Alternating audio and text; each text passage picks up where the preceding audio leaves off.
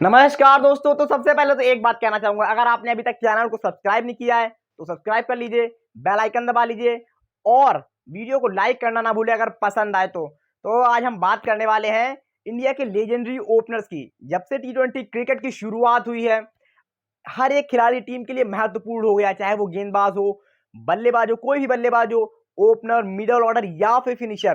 पर हमेशा से ऐसा नहीं था।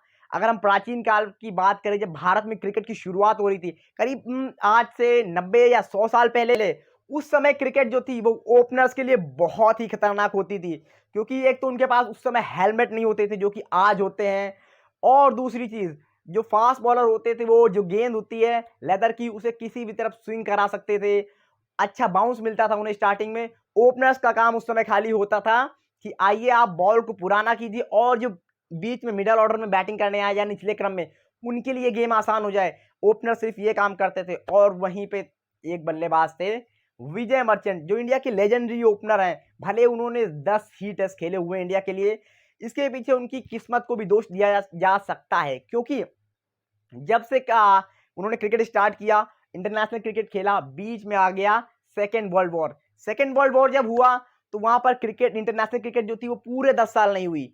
वो आए, उन्होंने रणजी ट्रॉफी खेली। वहां पर अगर बात करें तो वो अलग ही इतिहास बनाया उन्होंने उस टाइम पे। उन्हें उस टाइम का वर्ल्ड का मतलब बेस्ट बैट्समैन कहा जाता था। ऑस्ट्रेलिया के जो प्लेयर थे वो तो उन्हें ऑस्ट्रेलिया की टीम में खिलाने के लिए सोच रहे थे, लेकिन उन्होंने मना कर दिया। और अगर हम बात करें उनके एवरेज की, तो जो रणजी ट्रॉफी में उनका एवरेज है वो है 71 का, यानी उस टाइम का जो डॉन ब्रैडमैन थे उनके बाद का ही है। और ऑस्ट्रेलिया के जो प्लेयर्स थे उनकी तुलना डॉन ब्रैडमैन से करते थे, इसीलिए वो अपनी टीम में खिलाना चाहते थे as an opener Vijay Merchant को। और अगर हम बात करें, जो विजय मर्चेंट ने बॉम्बे के लिए रणजी ट्रॉफी में खेला है, तो वहां पर उनका जो एवरेज था वो डॉन ब्रैडमैन से भी बढ़कर था। उस टाइम उनका एवरेज डॉन ब्रैडमैन से बढ़कर इस प्रकार था कि 98 से ऊपर का एवरेज था, और उस टाइम डॉन ब्रैडमैन का एवरेज 95 का हुआ करता था।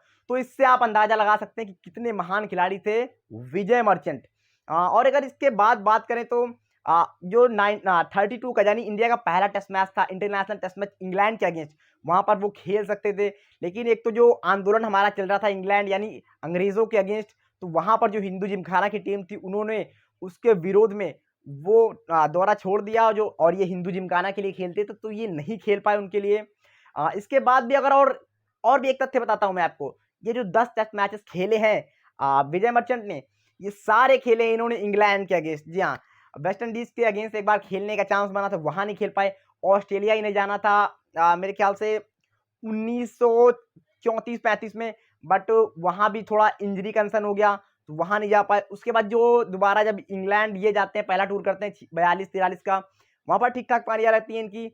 उसके बाद जब 1952-53 में जब दोबारा आई थिंक इंग्लैंड जाते हैं, या फिर ये इंग्लैंड की टीम यहाँ आती है, तो हाँ मेरे ख्याल से इंग्लैंड जाते हैं ये, तो वहां पर 154 रन की पारी खेलते हैं पहली पारी में, पहले टेस्ट मैच में। लेकिन दूसरी पारी में शोल्डर इंजरी हो जाती है फील्डिंग करते टाइम, तो वहां से इनका करियर खत्म हो जाता है और ये दोबारा इंटरनेशनल क्रिकेट नहीं खेल पाते हैं। तो आप सोच ही सकते हैं, क्योंकि जिस प्रकार का 10 साल गैप रहा, 10 साल तो इनके ऐसे ही चले गए। फिर बाद में जब वो गैप खत्म हुआ, दोबारा इंटरनेशनल क्रिकेट शुरू हुई, तो उस तरह से प्रदर्शन भी किया इन्होंने, 154 रन की पारी खेली, बट इंजरी की वजह से उनका करियर समाप्त हो गया।